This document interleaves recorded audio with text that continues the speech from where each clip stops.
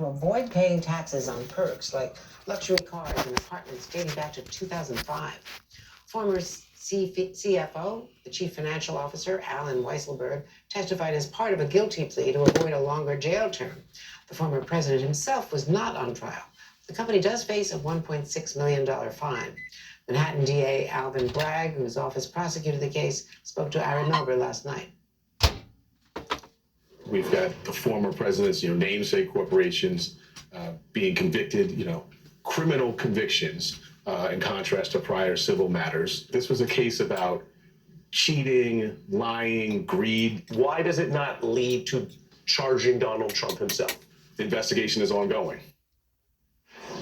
The investigation is ongoing. Joining in now, Washington Post Deputy National Editor Phil Rucker, co-author of I Alone Can Fix It, Suzanne Craig of the New York Times, who won the Pulitzer for her reporting on Trump's finances, and Andrew Weissman, former FBI general counsel and senior prosecutor on the Mueller investigation. So, Andrew, what the DA just said to Ari Melber about it's an ongoing investigation in answer to why isn't Donald Trump himself a target, what do you infer from that? Well, for many months, when DA Bragg has said that, particularly after the two top prosecutors on the Trump investigation left the office shortly after the DA started, when he said the investigation was ongoing, I think a lot of people, including myself, somewhat scoffed at that and thought, okay, technically that might be true, but does it really mean anything? I think with this verdict, with the bringing on of Matt Colangelo, who is a senior DOJ and New York Attorney General prosecutor, I think that there are more people looking at the Manhattan District Attorney's Office saying that this chapter may not be over, that there still may be more to come. And particularly, I would be focusing on what might happen to the CFO who you referred to, Andrea, because he's about to get sentenced. It will be really interesting to see whether additional charges are brought against him to really have him flip and cooperate, in which he has not been required to do, and whether the Manhattan DA's office will take the position that he was truthful in his testimony at this trial. So there are a lot of other issues that could potentially drop here. And Suzanne, you did so much reporting on this. What are your takeaways from this conviction? I mean, I think that I do think it's going to put wind in the sails of other people now that are looking at this, other investigators. And when you look at, and Andrew was talking about it, the Manhattan DA in particular is well positioned to continue to dig into this, in large part because they have his tax return information, which they can now compare and start to look for fraud, because they have so many other pieces. They have general ledgers, they've got financial statements, they've got emails, they've got so many pieces that they can put together to continue this investigation, and not just into the type of fraud that we saw in the Trump Organization trial that just concluded with the tax fraud, but other areas that they could look at. And House Democrats no longer are going to be in leadership, but they now have those tax records as well. Phil, Right. So what is Donald Trump's reaction so far? Well, Andrea, we heard it from a spokesperson for the Trump Organization last night who said that this conviction was preposterous and indicated that the Trump Organization would be appealing the decision. But the former president himself has clearly been rattled by this development, and frankly by the encroaching investigations on a number of fronts. You mentioned just now that the House Democrats now have access to his tax returns over many years. Remember, Donald Trump spent years trying to keep the public and keep investigators from being able to have access to those documents. He clearly does not want them in the hands of House Democrats, and is clearly very concerned about where that probe could go. In addition to that, there are, of course, the federal investigations into his handling of classified documents at Mar-a-Lago and into his role in the fake electors scheme in the aftermath of the 2020 election. All of these avenues create some political and certainly legal jeopardy for the former president as he launches his new presidential campaign. Indeed. And Andrew, I want to pick up on that because your reaction to the expansion of the probe into the fake electors by the special counsel, Jack Smith. He's now had, subpoenas in officials in these key states, in counties in Michigan, Wisconsin, Arizona, Pennsylvania. How important is that? So I'd say there's good news and bad news. The bad news is 2 years after the so-called fake elector scheme started, we're finally seeing these sort of very robust, detailed grand jury subpoenas. So, on the bad news front, it took them quite some time. On the good news front, this shows that for those people who are concerned that Jack Smith was going to somehow slow things down and there would be sort of a slow period for him to ramp up, that they really don't know Jack Smith. He is very, very tenacious and very fast.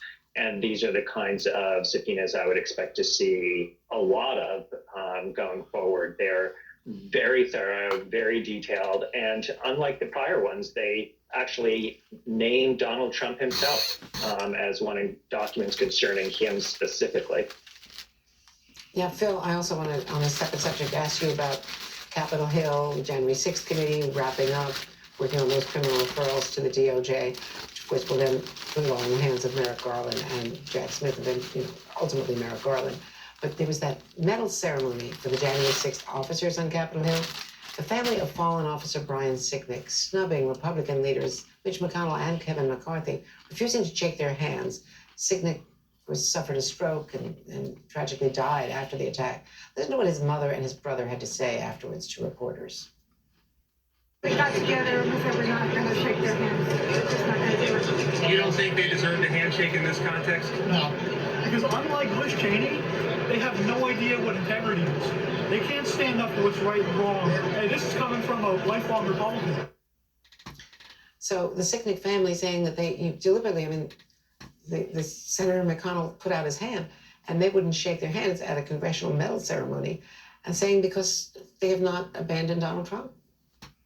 Yeah, Andrea, and you have to wonder if this moment would have happened had Senator McConnell voted to convict Trump in that second impeachment trial after January 6th, or, for example, had Leader McCarthy not flown down so soon after January 6th to Mar-a-Lago to effectively kiss the ring and make up with Donald Trump. Clearly, the Sicknick family is reacting and is repulsed by the actions of these Republican leaders who failed to stand up to Trump even after the attack on the Capitol on January 6th. And you have to wonder how deep those feelings are within the Capitol Police Force. This is, hundreds of officers who have the sworn duty of protecting Republican leaders who, in turn, are not standing up to Donald Trump.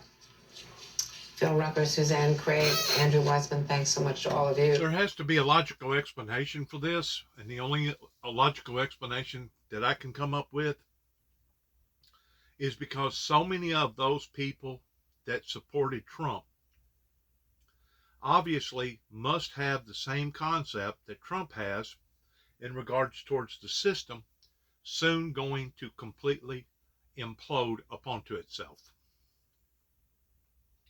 And because of that, they're probably thinking that if all else fails, we can at least attempt to make it look like it is a legitimate, authentic government system going to be played off in and with the American people, even though they may have to actually go in and change the Constitution. I've always said that this government was corrupt the way that it's set up. I've always said that there are certain policies and changes that needs to be done in this particular government. And if they're not willing to do that, to embrace those changes today, then consequently tomorrow, or I'm just, metaphorically speaking here, they're going to catch up with everybody. And that could be the very reason why that so many people are not apologizing or shaming Donald J. Trump because of some of his outlandish statements, is because they know that this has gotten totally out of hand beginning with other agencies, presidential administrations, and they have basically been handed over a sour, whatever you want to call it. And because of it, for this to continue to dangle or hang on like this forever and a day is basically impossible. That eventually there will be some sort of an reckoning. I feel like that they're probably hanging on to Donald J. Trump because of that reckoning that can be done and make it look like that it is in a legitimate government standard type way.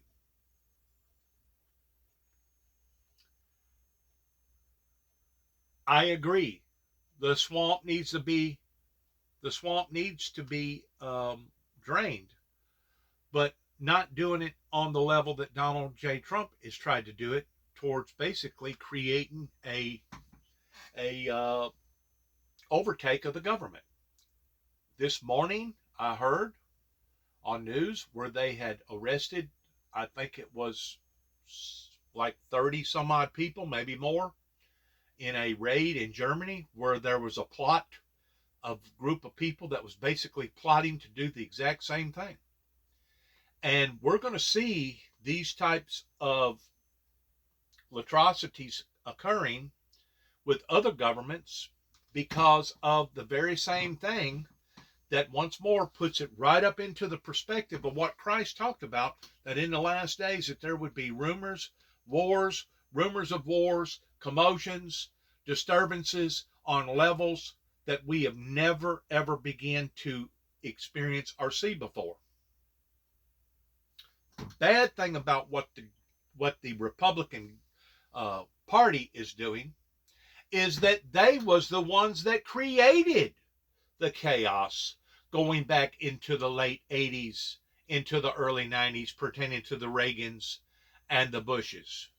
They was the one that took the initiative towards going to the far left whenever they should have went to the far right, that has jeopardized now all of our safety, all of our concerns, to the degree that it's basically a Wild Wild West show.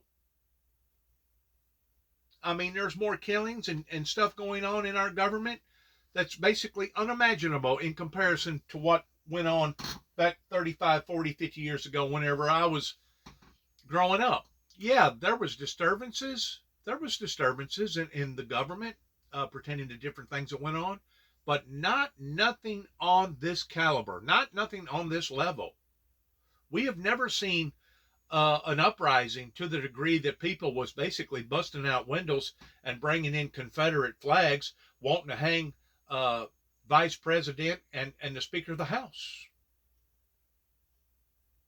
But we have now. So obviously something has motivated the people in engaging in those type of activities, and I feel like that the Republican Party can see that, and that's one reason why that they're hanging on to Donald J. Trump, because of that last playing card that they may be forced to have to use to validate, to make it look authentic in the eyes of the people, in case there was an actual uprising, an out-and-out uprising, which I believe that that's probably what Donald Trump is hoping for. He's probably hoping that enough people will be bruised and hurt and taken advantage of by this corrupt system to the degree that they'll eventually unify, organize, to the degree that something major will end up happening to our great land pertaining to bloodshed here in our country. And I think that would be the worst case scenario that could ever happen to the American people, because we have adversaries, we have enemies all over the world, that once they identify that we're no longer united, once they identify that we're weakened because we've weakened ourselves towards shooting and killing and bringing bloodshed to our own selves, Once they identify that we have become so weak, then they'll just come over here basically with a brand new regime and take us over and lower the American flag and put up whatever flag that they want to put up. And then we'll have to be submitted to their will and their way. If not, we'll suffer the consequences on account of it. That's how close we are right now in something dramatically happening to the liberty of the law here in America. That's scary. That's scary. That is absolutely scary. Single darkest day.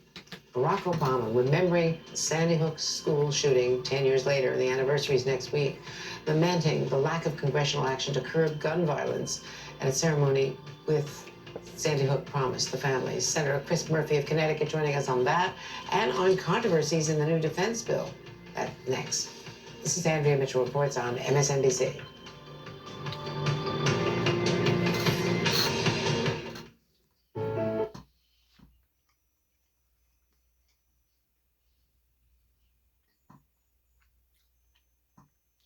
Back whenever I was a child growing up, Julio, with ever so often the people would enhance or get in behind a particular person that started saying last days, last days, last days, last day prophecy. I've seen it happen with Oral Roberts. I've seen it happen with Pat Robertson. I've seen it happen with Jimmy Swaggart. I've seen it happen with other major ministries, including Billy Graham. Last days, man, they all pulled together and started working in unison.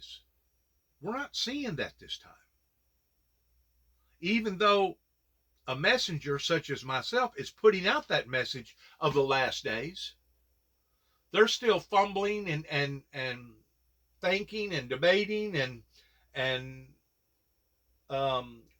squirming and crawfishing and doing all the above other than the right thing,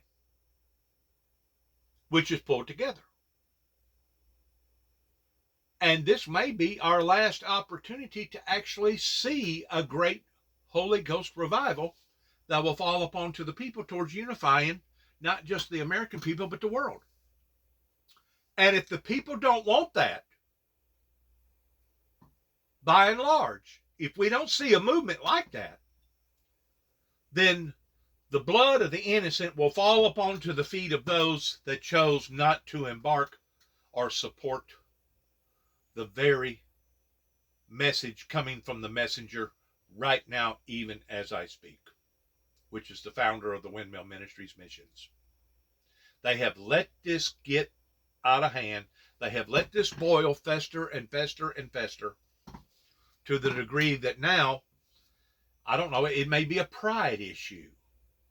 It may be still a blinded issue pertaining to people being deceived. Or it may just be a fear issue in thinking that if it does collapse, maybe we can use Donald J. Trump as that bargaining chip, as that, what do you call it,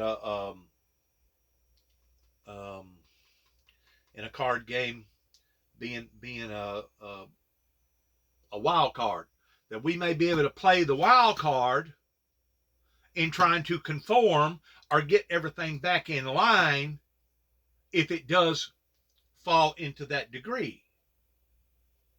Well, that's a hell of a strategy to play in the eyes of a major uprising that could actually occur at any given moment because of the times that we're living in today, because it don't take too much to conform or to unify a group of people towards coming together and saying, you know what, this is what we're going to have to do. And they'll do it in the Insurrection Act. But once they do that, the government that's in power will be forced to have to bring down martial law. And that's whenever you and I and everybody else will see tanks and fighter jets flying over our houses, not knowing if they're going to bomb us or not. That's where we don't want to go.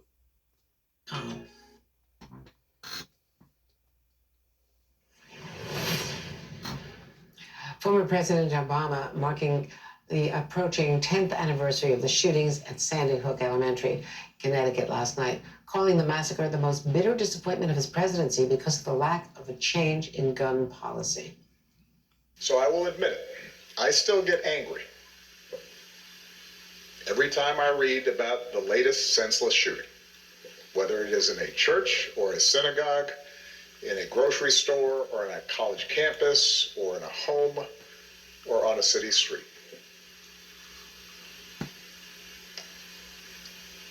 I still feel anger, and I hope you do too. Joining me now, Democratic Senator from Connecticut, Chris Murphy, who serves on the Appropriation. And if these leaders feel that strongly about law enforcement that hadn't been able to take hold of these situations like this, how come our leaders don't blame themselves? Because if you're a good leader, the statement that he just made is all right, but don't you think it would have been a whole lot more fulfilling if he would have made a statement such as, I feel like that I have let the American people down? I feel like that a great deal of this is because I myself did not pursue hard enough and long enough in trying to have gun reform changes made. But you see, they don't want to blame themselves. They don't want to take the initiative towards being accountable, even though that man that just got through talking held one of the most highest departments, highest degrees of a position here in America towards being the president of the United States, not one term, but two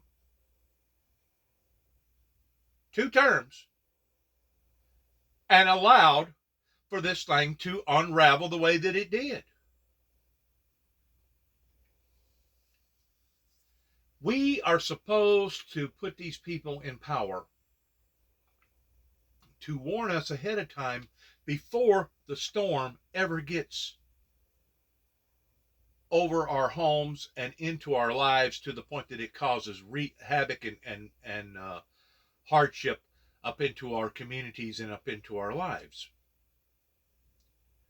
Anybody can talk about the aftermath in, oh, I feel so sorry because it destroyed 200 homes and we've got 25 people that's dead, and look at the devastation. Anybody can come in after the fact and talk about how that they're either pissed off, upset, or heartbroken. But in order to be a good leader, you're supposed to be watching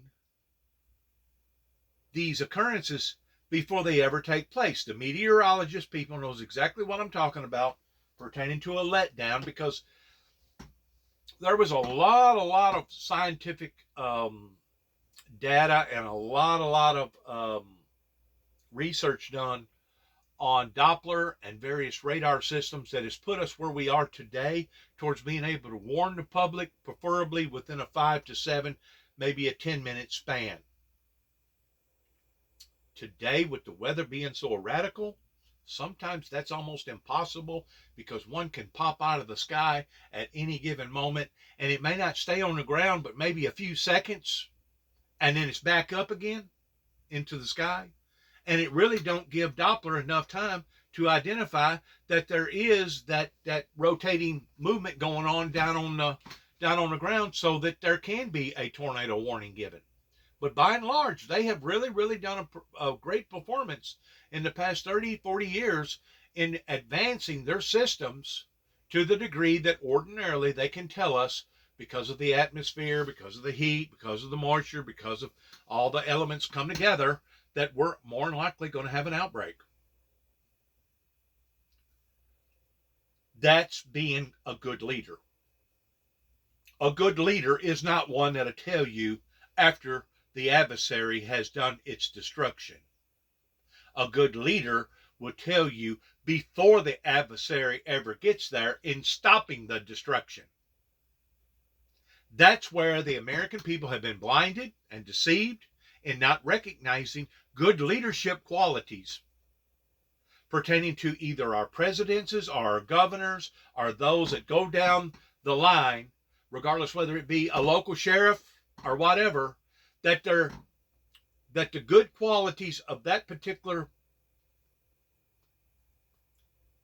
compartmentalizing everything down to the government, stand upon the facts of trying to stop it before it ever occurs and not cry about it after it does. And how many times have we heard president after president after president get on national TV, especially after 9/11? Oh, we're going to get them. We're going to get them. There's going to be hell to pay because of this.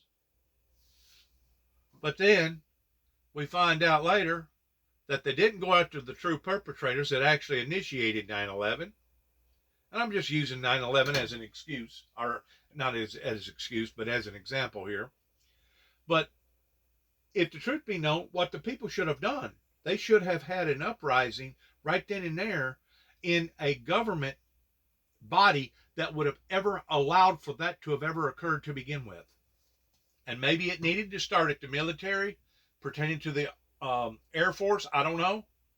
Maybe it should have started with aviation, pertaining to privacy businesses, private businesses. But maybe it should have started at the United States government, pertaining to the people that was in charge, going from the president to the vice president to the Speaker of the House, all the way down to Congress and the Senate, that basically failed the American people in bringing safety of almost 3,000 lives that day pertaining to 9/11. I feel like that the American people is tired of hearing the aftermath.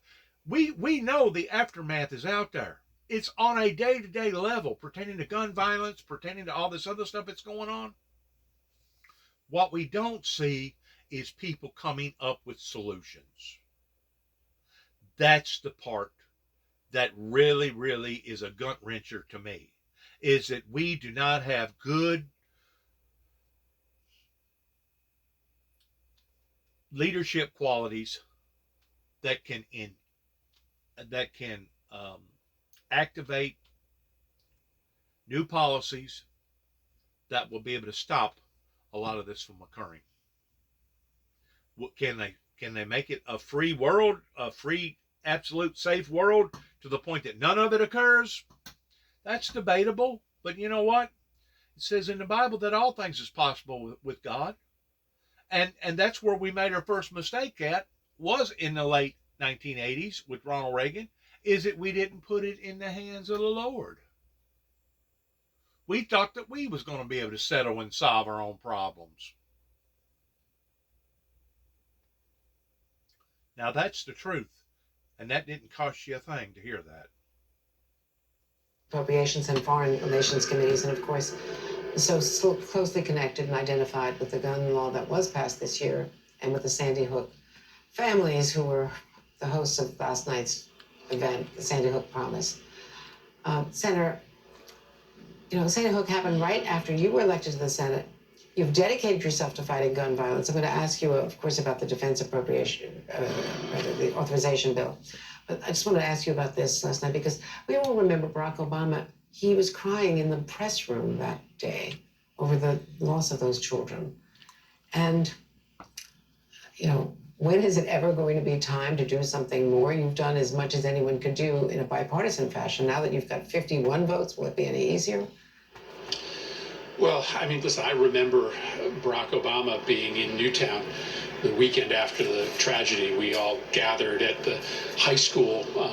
The event, which was televised nationally, ended up starting, I think, almost an hour or two late, because President Obama spent time with every single family and made sure that their voices were heard by the President of the United States. We all thought that everything was going to change after December 2012. We thought that the country was going to wake up and change change our gun laws. That's not what happened. But President Obama figured out what I figured out soon thereafter, that we had to build an anti-gun violence movement that one day would be as strong, if not stronger, than the gun lobby, the gun industry. That has happened now.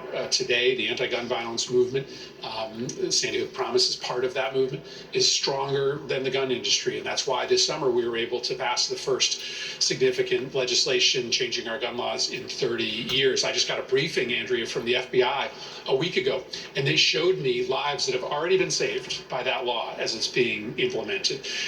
51 votes in the Senate certainly helps, but ultimately, we'll probably need a few more elections to bring some more gun sense champions to the House and to the Senate. But next year we'll be right back at it, trying to pass expanded background checks, controls on assault weapons, and I think you're entering an era in which we're going to change the laws to try to align those laws with where the American people want our gun laws to be. Thank you for that. Your analysis is so important. You've been part of every compromise so far. I want to ask you, of course, about the final version of the defense authorization bill released by the House, because it rescinds the mandatory COVID-19 vaccine for the military, which was opposed by some conservative Republican senators, largely. They say it's hurting getting the volunteer army, geared up, recruitment. But there's so many vaccine mandates already for people in the military. They serve in close quarters. We've seen already on a carrier 2 years ago, maybe, what happened when COVID went, through the whole carrier. They had to stop operations out in the Far East. How do you justify this? Should the president sign it? Well, the first question is, going to be whether it has the votes in the House and the Senate. This is an enormous bill. I'm reviewing it as we speak. I'm very disappointed by this provision. We still have 250 plus people dying every single day in this country from COVID.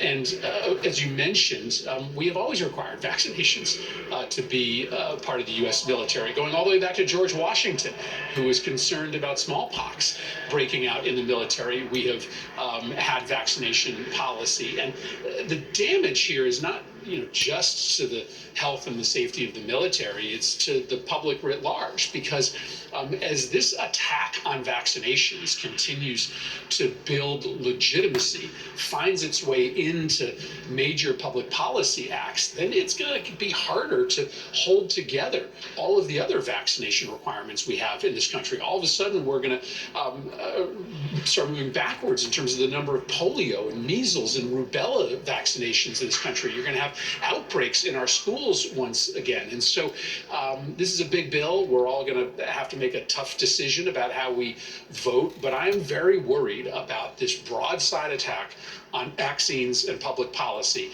It's not just about the military. It's ultimately about our kids. And this could get worse for our kids very, very quickly.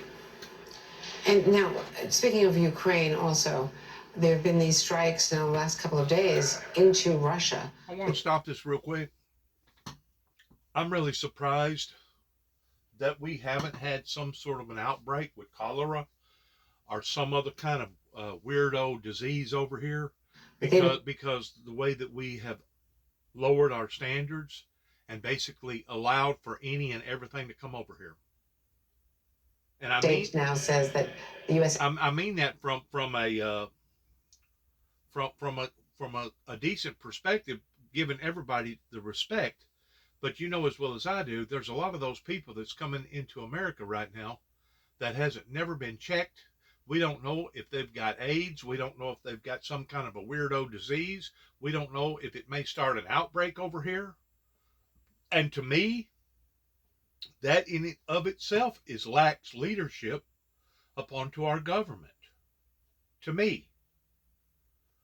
As well as all the other stuff that we've talked about, that obviously our government has failed to bring security and safety and provide good quality and prosperity for its own people. I've never seen it like this. And it's very, very dangerous whenever our own leadership, I mean, I tried to put out information in 2005 while living in Davidson County, and I was basically slapped in the face, demonized and dehumanized by Homeland Security, Secret Service up in Nashville, Tennessee, because I was trying to put out advisories or warnings to our government officials of a bloody road ahead. You don't put a t-shirt with a bloody road ahead out to the general public because you yourself are a villain and you yourself are wanting to create a bloody road. That's like whenever I was trying to warn the people about major electrical disturbances up here in western Kentucky. If I was truly going to do some harm to the Kentucky dam system that's controlled by TVA pertaining to the Tennessee River and the Kentucky Lake area, do you really think that I would have been putting out advisories that God had showed me that there was going to be major electrical disturbances to come? I don't know what's wrong with these people. They want to classify me towards me being a loose screw. They want to classify me towards me being psychologically, emotionally, chemically imbalanced.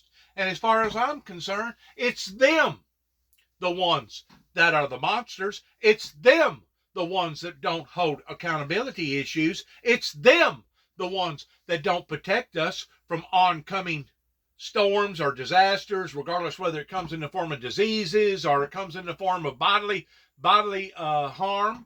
I mean, whenever you got 5,000 to 8,000 people a day coming over the border, and they're not stopping that, and you know good and well that if those occurrences was to have happened before the Civil War, it would have been an act of war. It would have been an act of war upon to the Mexican government. If the Mexican government could not stop those people from coming over here, I'm truly convinced that the era of Daniel Boone and Davy Crockett, because Davy Crockett went down there and gave his life because of that very cause, but I'm truly convinced that there would be hell to pay if the same event today was going on back then. Those people back then, pertaining to the Americans, would not have put up with this. Why would they not have put up with this? Because they know the dangers involved in this. Not only can they conform and have more babies, not only are they coming over here and straining the system pertaining to our resources, but all the above. All the above. They're taking jobs from the American people. They're probably coming over here with diseases. And God only knows what they've been involved in over there, because there's really no way of checkpointing and monitoring those people over there towards identifying any type of a record, because they don't have obvious records over there. They're still operating like they was back in the 19th century or 18th century. To where over here we want to monitor our people so badly to the point that whenever they do make a mistake, you still can't get out here and start your life all over again. You still can't start afresh even though you paid your debt to society. So I've never seen a government this out of control whenever it comes to the protection and the safety and the well-being of its own people. Especially whenever somebody such as myself tries to tell them what's going on, tries to put out that information pertaining to warnings or advisories, and you get punished for it. You get punished for trying to help the people.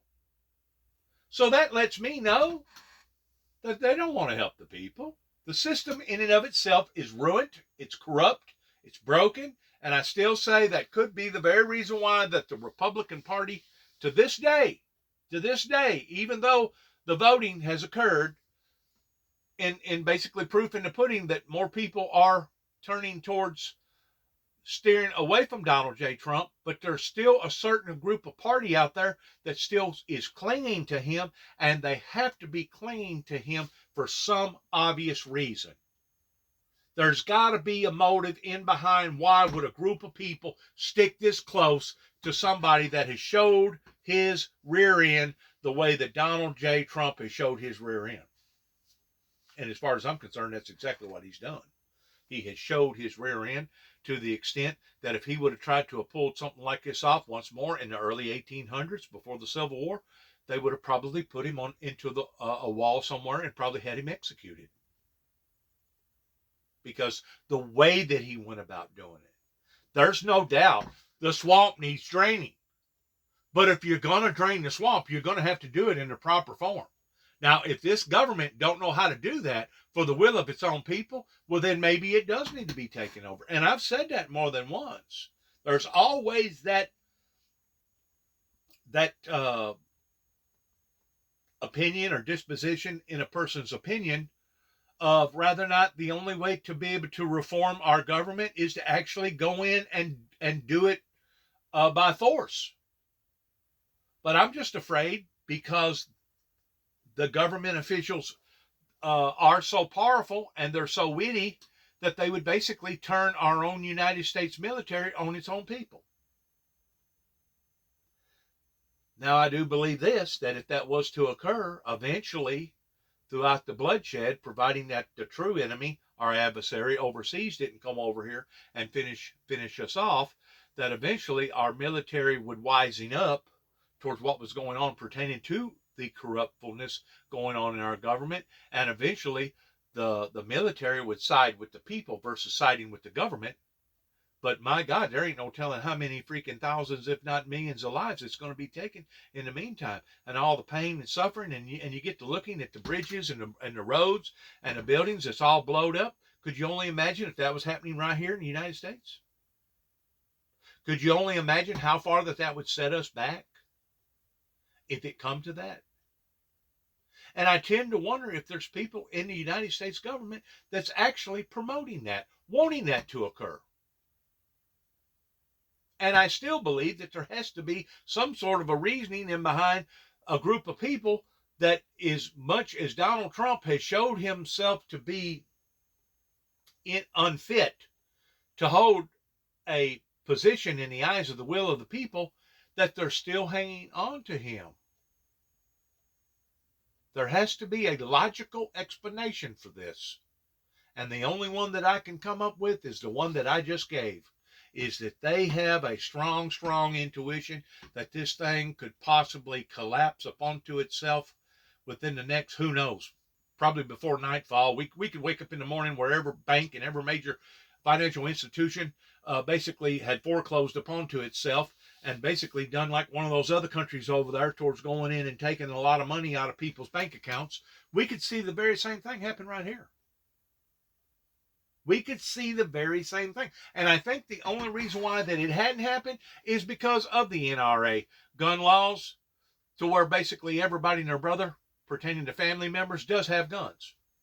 So until they get the guns away from the people, they'll never be able to fully control the people in that way towards basically a complete total breakdown or a complete total takeover.